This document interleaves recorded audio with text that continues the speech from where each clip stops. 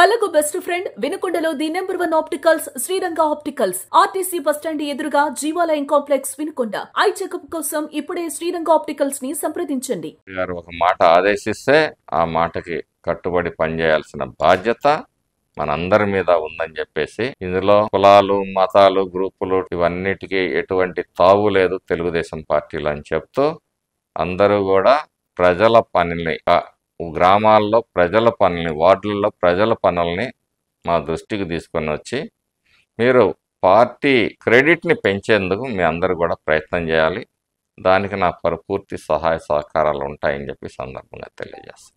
Tenders final అయిపోయింది. ఇక contractor గారు ఎప్పుడనేది బహుశా మరి దీని తర్వాత మొదలు పెడతారేమో. అసెంబ్లీ సెషన్స్ 18 నుంచి మరి 10 రోజులు ఉంటే 5 రోజులు ఇంకా క్లారిటీ రాలేదు. దానికి కూడా మరి ఎంపీ గారి దృష్టికి తీసుకోవటం జరిగింది. ఆ రైల్వే క్రాసింగ్ దగ్గర ఒకటి చంద్రవంక ఆగింది. అది సెంట్రల్ గవర్నమెంట్ పర్మిషన్ కావాలంటే కూడా అది ఎప్పుడో కాంట్రాక్టర్ ప్రయత్నం చేయాల్సింది. అనుమతి కోసం వెయిట్ చేస్తున్నారు. ఆ అనుమతి అక్కడి నుంచి పేపర్ రాగానే దాన్ని పూర్తి చేసేస్తారు. కొత్తగా నూతనంగా మాచర్ల టౌన్ ప్లానింగ్ కూడా డిజైన్ చేయటం జరిగింది. దాన్ని కూడా పంపించడం జరిగింది. ఏం లేదు, ఫ్యూచరిస్టిక్ గా మనం ఒక ప్లాన్, ఇక్కడ ఈ ఇన్నర్ రింగ్ రోడ్ ఉంది, దీనికి అవుటర్ రింగ్ రోడ్ ఒకటి ఉంటుంది. అంటే ఫ్యూచర్ లో దాన్ని ఏదైనా మళ్ళీ అభివృద్ధి ఇంకొక 20-30 సంవత్సరాల తర్వాత కూడా అవి డెవలప్ చేయాలంటే అదే ఆ అలైన్మెంట్, ఇండస్ట్రియల్ జోన్ ఎక్కడ ఉండాలి, రెసిడెన్షియల్ జోన్ ఎక్కడ ఉండాలి, ఇట్లా ఇవన్నిటినీ కూడా ఇచ్చేస్తూ మ్యాప్లు తయారు చేశారు. అంటే అది స్టేట్ వైడ్ గా జరుగుతుంది. మన మున్సిపాలిటీ కూడా చేసి పంపించడం జరిగింది. అంటే కొంత వాళ్ళు పంపించిన దానిలో కొన్ని సవరణలు చేస్తూ, వీలైతే మనం శ్రీశైలం జంక్షన్ నుంచి, రాయవరం జంక్షన్ నుంచి శ్రీశైలం జంక్షన్ కి కూడా ఒక కనెక్టివిటీని ఏర్పాటు చేయాలనేది ఒక ప్రపోజల్ పెట్టడం జరిగింది.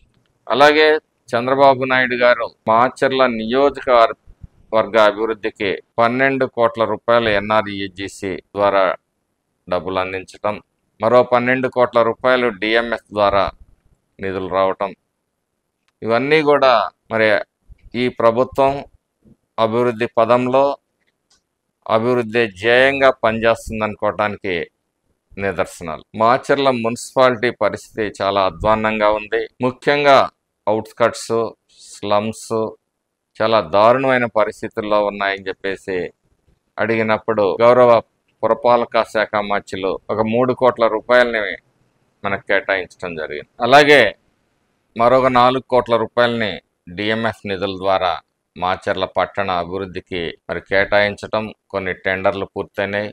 మరిన్ని అతి త్వరలోనే టెండర్లను పిలిచి ఏవైతే మరి పేద ప్రజలు, పేదల కాలనీలు ఉన్నాయో మొట్టమొదట వాటిని అభివృద్ధి చేసే దిశగా కూటమి ప్రభుత్వం, మరి ఈరోజు గౌరవ మున్సిపల్ చైర్మన్ గారు ఉన్నారు, మరి వారి నేతృత్వంలో మా సహకారంతో మాచర్ల పట్టణాన్ని ఆధునీకరించేందుకు కూడా నిధులు కేటాయించడం జరిగింది. అలాగే మాచర్ల పరిసర ప్రాంతాల్లో ఉన్న అతి ప్రాచీన సంస్కృతిని కాపాడాలి, ఏ విధంగా కాపాడాలి, వాటిని ఏ విధంగా అభివృద్ధి చేయాలి, టెంపుల్ టూరిజాన్ని ప్రోత్సహించే విధంగా కూడా చర్యలు తీసుకోబోతున్నాం.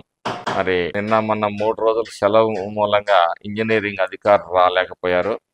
బహుశా మరి 18 లోపు ఒకసారి వారిని కూడా తీసుకొని వచ్చి సత్రశాల దేవాలయాన్ని కూడా సందర్శించడం, దానికి కావాల్సిన ఎస్టిమేట్స్ కూడా తయారు చేయడం జరుగుతాం. నిదానంపాడు శ్రీలక్ష్మి అమ్మవారి దగ్గర ఓ మాస్టర్ ప్లాన్ ని అప్రూవ్ చేయడం జరిగింది. 4.5 కోట్ల రూపాయలతోటి ఆ దేవాలయాన్ని కూడా అభివృద్ధి చేయబోతాం. మందిరానికి వెళ్లే దోవని కూడా మరి త్వరలో 1 సంవత్సరం లోపు డబుల్ రోడ్ చేయాలని కూడా నిర్ణయం తీసుకున్నాం.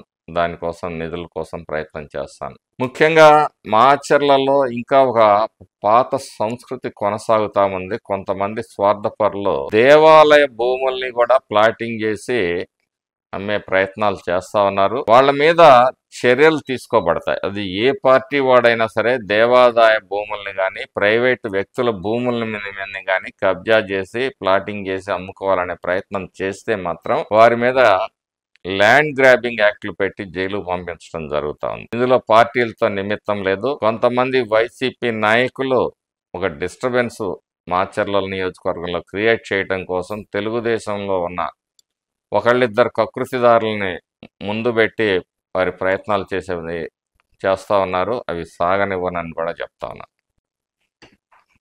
వరికపూడి సెల ప్రాజెక్టుని ఏ పరిస్థితుల్లో కూడా పూర్తి చేయాలనే దృఢ సంకల్పంతో గౌరవ ఎంపీ గారు, మేము అతి త్వరలోనే ముఖ్యమంత్రి గారిని కలిసి ఆల్రెడీ ఒక ఫేజ్ అయితే శాంక్షన్ చేయటం జరిగింది.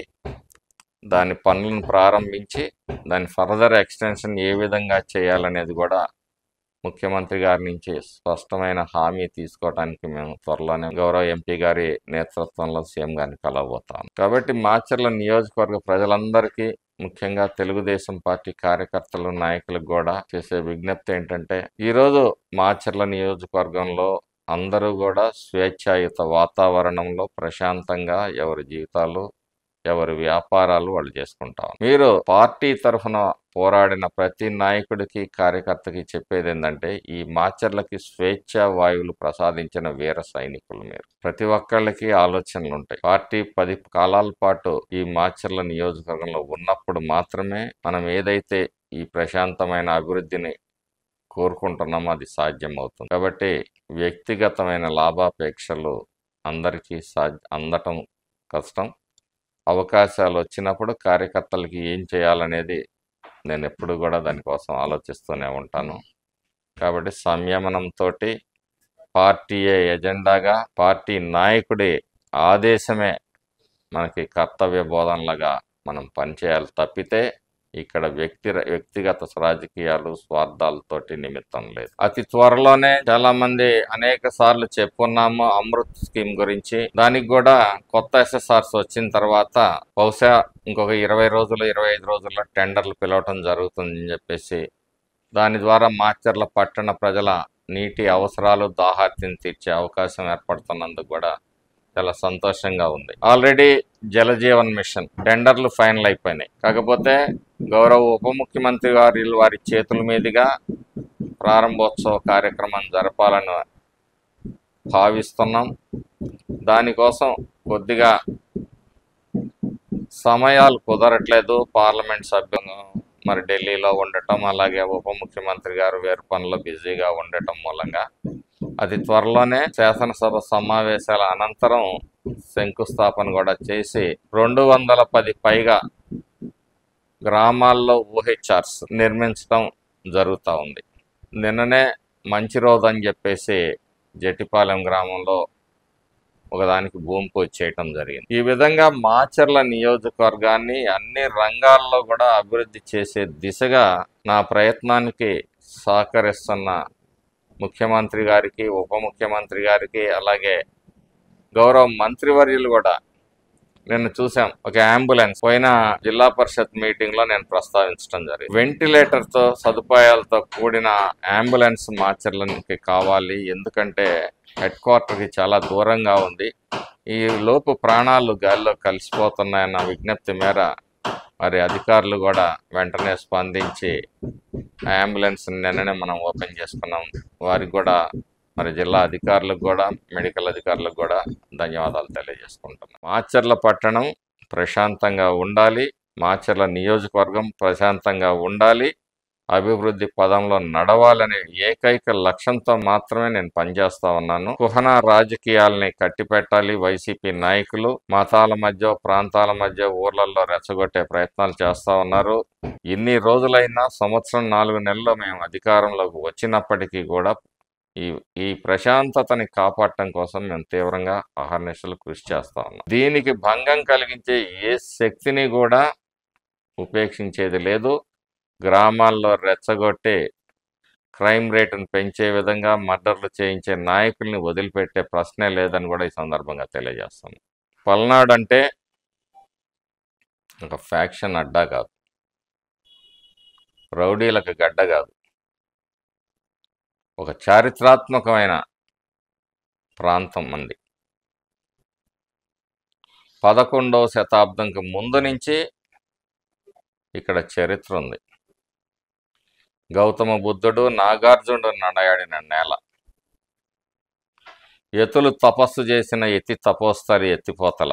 13వ శతాబ్దంలో పునర్నిర్మాణం కాబడ్డ చెన్నకేశవ స్వామి టెంపుల్. స్వయంభూగా వెలసిన దత్తాత్రేయుడు ఇక్కడ ఎత్తిపోతల అంటే ఎత్తి తపోస్తలి అది. అలాగే మరి నరసింహస్వామి స్వయంభూ సింగరొట్ల, ఇంత ప్రాచీన నిదానంపాటి శ్రీలక్ష్మి అమ్మవారు, ఇంత గొప్ప సంస్కృతిని కొంతమంది కొన్ని రాజకీయ శక్తుల ప్రమేయంతో ఈ ప్రాంతం ఒక ఫ్యాక్షన్ అడ్డాగా మరి నడిచిపోయింది. ఇటువంటిది భవిష్యత్తులో ఉండకూడదు.